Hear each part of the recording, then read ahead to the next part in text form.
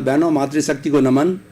Channel 24+ news के खास, विशेष, मनमोहक, चित्त समाधि देने वाला, चित्त को प्रसन्न करने वाला, रोम रोम को पुलकित करने वाला, हमारे हर अंग के अंदर प्रसन्नता की लहर दौड़ाने वाला, हर कोशिका को आनंदित करने वाला, योग दर्शन शिक्षा की बातें बताने वाला, भारतीय संस्कृति के जो मूल्य गिर गए हैं उनकी पुनर्प्रतिष्ठा कैसे हो इसके बारे में बताने वाला, वसुधैव कुटुंबकम की बातें बताने वाला, पुनरुत्थान कार्यक्रम में आपका हार्दिक स्वागत है, अभिनंदन है, सत्कार है।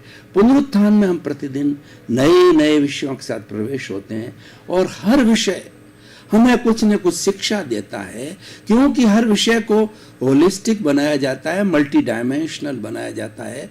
उसके अंदर ऐसी सामग्री डाली जाती है कि हर उम्र के, हर वर्ग के, हर जेंडर के, हर रुचि के और हर मेंटल स्टेटस वाले व्यक्ति के लिए वो उपयोगी हो और उसमें से वो अपने उपयोग की उस सामग्री एक्सट्रैक्ट कर सके तथा उसको आधार मान करके, उसको सूत्र मान करके अपने जीवन का विकास कर सके। इसी क्रम में आज हम एक हमारे जीवन निर्माण का अति सुंदर विषय लेकर के आपके सामने प्रस्तुत हो रहे हैं। आज का हमारा विषय है आंतरिक ऊर्जा का विकास। भाई और बहनों, दर्शकगण, श्रोतागण, यहाँ ऊर्जा का क्या अर्थ है?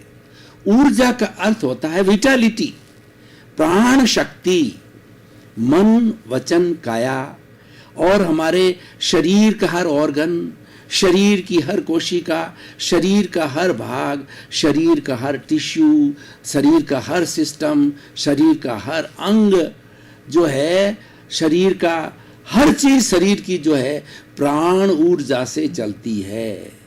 जब प्राण ऊर्जा समाप्त हो जाती है तो राम नाम सत्य होता है। जैसे कि हमारी मोटरसाइकिल है या रेलवे का इंजन है और या कार है, उसके अंदर पेट्रोल नहीं डाला जाता तो वो चल नहीं सकती।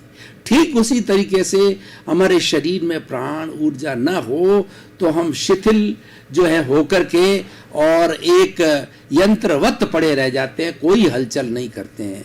इसलिए प्राण ऊर्जा को जनरेट करना जरूरी है और प्राण ऊर्जा जिसकी सक्रिय होती है वह व्यक्ति ज़्यादा एक्टिव होता है। अब देखिए कि हमारे सामने दो तरह के जगत है। एक तो बाहर का जगत, लौकिक जगत, व्यवहार जगत, जिसके अंदर हम सारे कार्यकलाप करते हैं, परिवार के साथ रहते हैं, समाज के साथ रहते हैं, हमारा फील्ड जिसमें हम काम करते हैं वहाँ जाते हैं और लोगों के साथ में आदान प्रदान करते हैं, एक दूसरे का उपकार करते हैं, परोपकार करते हैं। ये सारा कार्य समष्टि का होता है।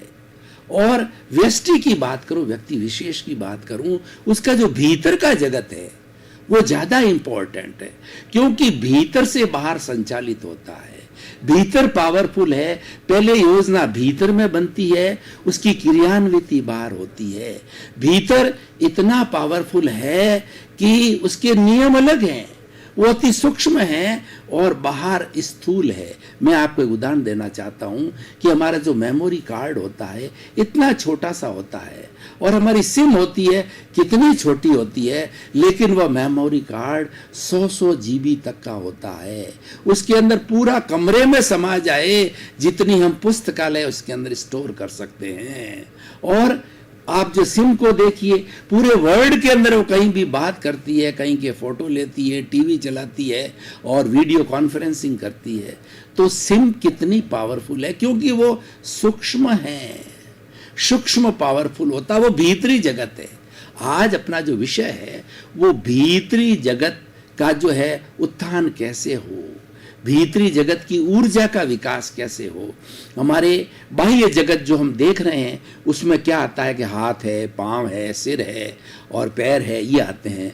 और भीतरी जगत के अंदर जाते हैं, उसके बाद के अंदर जो ये 5 इंद्रियां जो बाहर स्थूल दिखाई देती है उसका सूक्ष्म रूप भीतर है, क्योंकि वो सेंसेशन भीतर करती है, उसकी परिणति बाहर होती है। स्पर्शन, रसन, घ्राण, चक्षु, श्रोत्राणी, इंद्रियाणी, उसके जितने भी जो केंद्र है वो भीतर है और बाहर उसकी परिणति है। तो पहले इंद्रियां, इंद्रियों के बाद मन, मन के बाद बुद्धि, बुद्धि के बाद चित्त, चित्त के बाद अहंकार, अहंकार के बाद अंतःकरण, अंतःकरण के बाद के अंदर प्रज्ञा, चित्त और उसके बाद में आत्मा, ये भीतरी जगत है।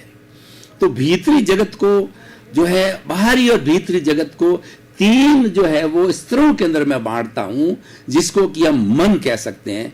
हमारा चेतन मन जो कि बाहर के स्तर पर काम करता है, स्थूल शरीर के स्तर पर काम करता है, चित्त के साथ काम करता है, हम उसकी बात नहीं करेंगे। अब हम भीतर जाते हैं तो भीतर जो है हमारा अवचेतन मन होता है, सब कॉन्शियस माइंड होता है, और एक हमारा होता है अनकॉन्शियस माइंड। दो माइंड भीतर रहते हैं, दो मन भीतर रहते हैं। सब कॉन्शियस माइंड एक ब्रिज है, किसके बीच के अंदर है? एक जो हमारा अचेतन मन, अनकॉन्शियस माइंड, और हमारा चेतन मन जिससे हम बाह्य दृष्टि से काम करते हैं, उन दोनों के बीच के अंदर जो ब्रिज है वो सब कॉन्शियस माइंड है, वो तेजस शरीर है, वो अवचेतन मन है। वो बड़ा इंपॉर्टेंट है, क्योंकि ब्रिज की बहुत बड़ी इंपॉर्टेंस होती है। नदी चल रही है या नीचे से ट्रेन जा रही है, कोई भी चाहे तो व्यक्ति कैसे आए, व्यक्ति आने के लिए उसका ब्रिज का होना, और ब्रिज बहुत उपयोगी होता है। दो व्यक्तियों को जोड़ने वाला जो तीसरा व्यक्ति होता है वो ब्रिज कहलाता है, उसकी बहुत बड़ी उपयोगिता है। अवचेतन मन है, पूरी फैक्ट्री है।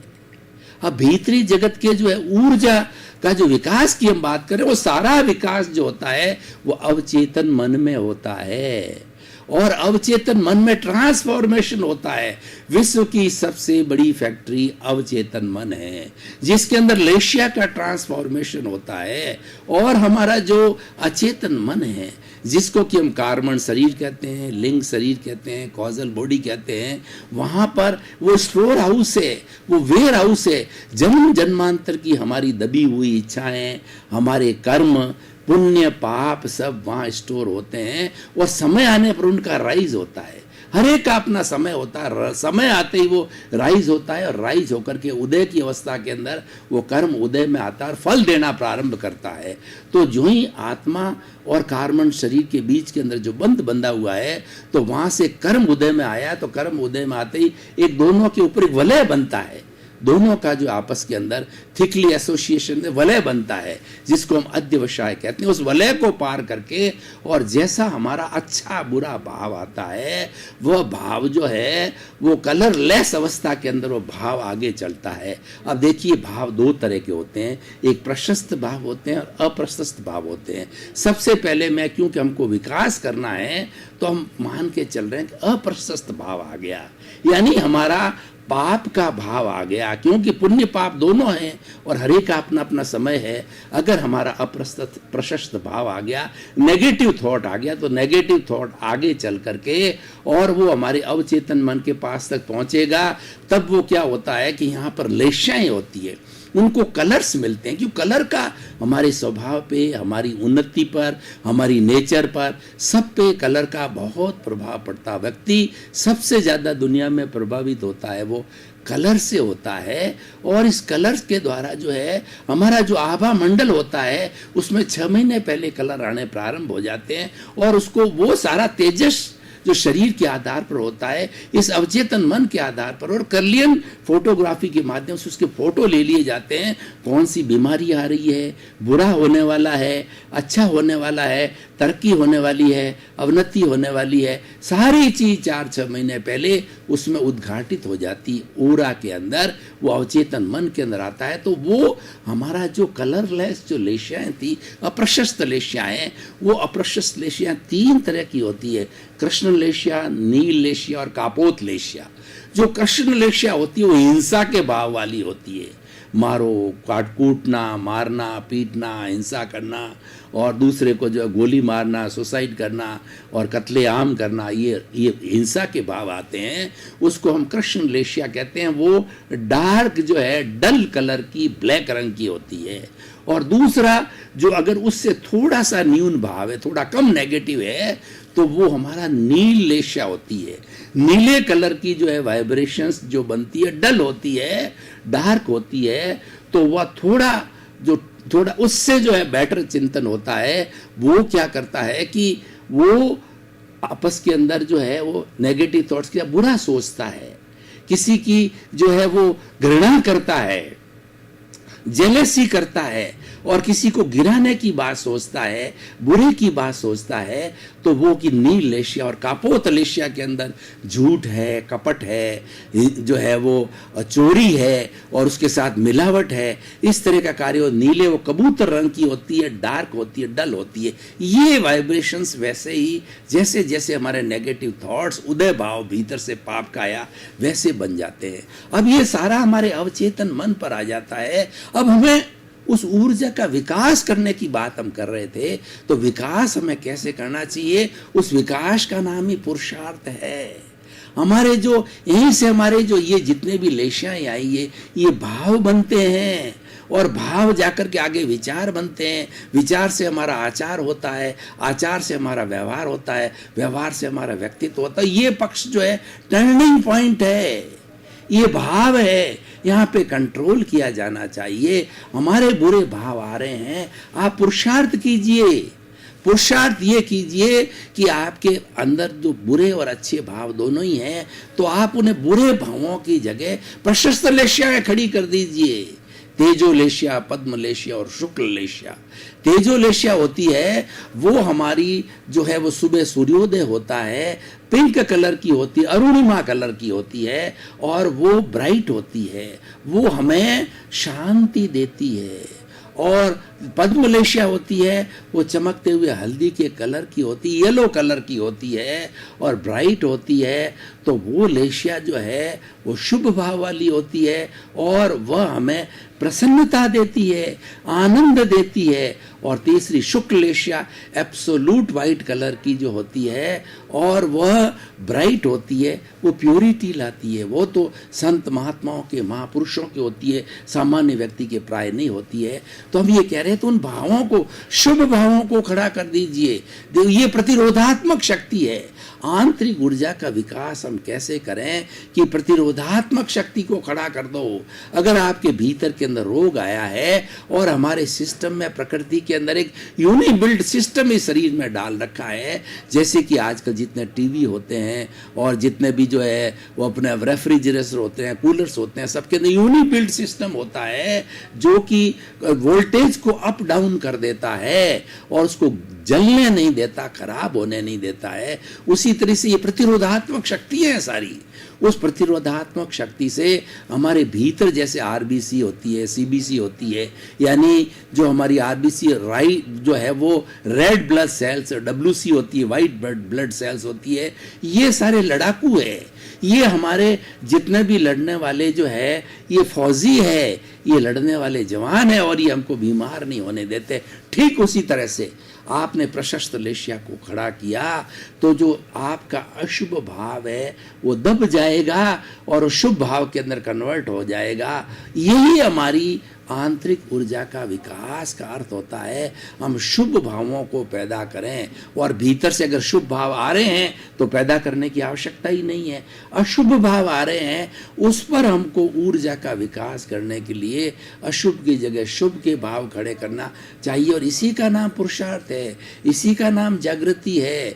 और ये जागृति कब आती है? हम अपने अस्तित्व को जानने लग जाते हैं कि हमारा स्वयं का जो अस्तित्व है वो शुद्धात्मा का अस्तित्व है, वो अनंत ज्ञान वाला है, वो अनंत दर्शन वाला है, वो अनंत शक्ति वाला है और अनंत सुख का भंडार है। और वहीं से जो है हमको ये आंतरिक सारी ऊर्जा का स्रोत, ऊर्जा का भंडार, ऊर्जा का सोर्स वही है, वहां से मिलती है। और ये शुभ भाव खड़े होते हैं तो ये भाव, शुभ भाव जो थे अब विलीन हो गए अशुभ भाव, नेगेटिव थॉट्स विलीन होकर के पॉजिटिव बने। अब वो पॉजिटिव भाव जब आगे चलते हैं तो क्या होता है कि यहाँ तक वाइब्रेशंस है, तो वो वाइब्रेशन हमारी ये सारा सिस्टम शरीर के भीतर ही होता है। तो हमारे भीतर एंडोक्राइन ग्लैंड्स होती है। एंडोक्राइन ग्लैंड्स जो है उन भावों को, जो वाइब्रेशन के रूप में भाव है और अभी अशुभ से शुभ बन गए हैं, उन शुभ भावों को जो है वो लिक्विड फॉर्म में बनाती है। एंडोक्राइन ग्लैंड जो है हमारे उन वाइब्रेशंस को लेती है और वो ब्लड के साथ में जुड़ी रहती है। जब सारी ब्लड के अंदर कोई चीज डाल दी जाती है तो पूरे शरीर में सर्कुलेट होती है। आपने पैथोलॉजी के टेस्ट कराए होंगे कि प्राय टेस्ट होता है, ब्लड से लिया जाता है। क्योंकि ब्लड के अंदर हर तत्व मौजूद होता है, चाहे आपका हार्ट से रिलेटेड है, चाहे आपका किडनी से रिलेटेड है, चाहे माइंड से रिलेटेड है, चाहे लीवर से रिलेटेड है। सबके संकेत जो है वो हमारे ब्लड के अंदर रहते हैं। और ब्लड हमारे शरीर के अंदर 24 आवर्स में 1,00,000 किलोमीटर में चलता, हर एक वेन में जाता है, हर एक कोशिका को जाता है। इसीलिए हमारी कोशिका सक्रिय होती है, और जिस पोर्शन के अंदर ब्लड नहीं होता है वो पोर्शन ब्लॉक्ड हो जाता है, लकवा मार जाता है। तो इस तरीके से सारे ब्लड के अंदर शुभ भाव पैदा हो जाते हैं। और ये हमारा जो एंडोक्राइन ग्लैंड्स है हमारे चित्त से जुड़ा हुआ होता है। जो चित्त है स्थूल जगत का मालिक होता है, और ये इंद्रियों को, बुद्धि को, मन को, सब को कंट्रोल करने वाला चित्त है।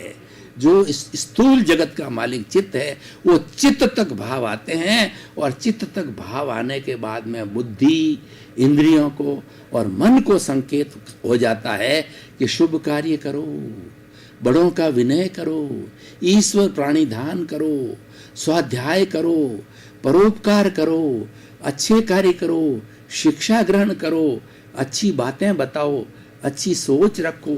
इस तरीके से शुभ भाव जो है सारे ब्लड के अंदर एसिमिलेट हो जाते हैं, ब्लड के अंदर घुल जाते हैं, और व्यक्ति अच्छा कार्य करने को प्रवृत्त हो जाता है। हमने देखा है जब हम कभी ईश्वर भक्ति में विलीन होते हैं, ये क्या है, ये हमारे शुभ भाव है, और इतने विलीन हो जाते हैं उसमें मेडिटेशन के अंदर कि हम अपना होश भूल जाते हैं। हमारे में भेद विज्ञान चालू हो जाता है, मैं अलग हूँ, शरीर अलग है।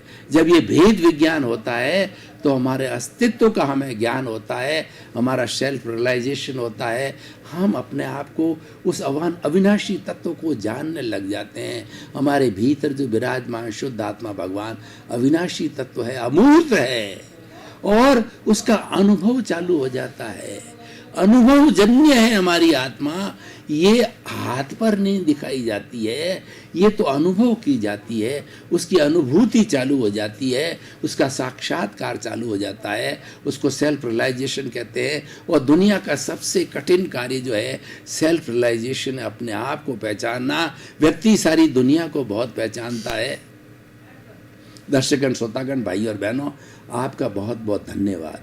पुनरुत्थान कार्यक्रम गहन चिंतन करता है, इतना गहन जाता है कि वह शिव जी की जटा, उद्गम स्थल जहाँ से गंगा निकली है, गंगोत्री निकली है, वहाँ तक पुनरुत्थान पहुँचता है, ताकि हमको मालूम पड़े कि हमारा सोर्स क्या है, हमारे पॉजिटिव नेगेटिव थॉट्स का सोर्स क्या है।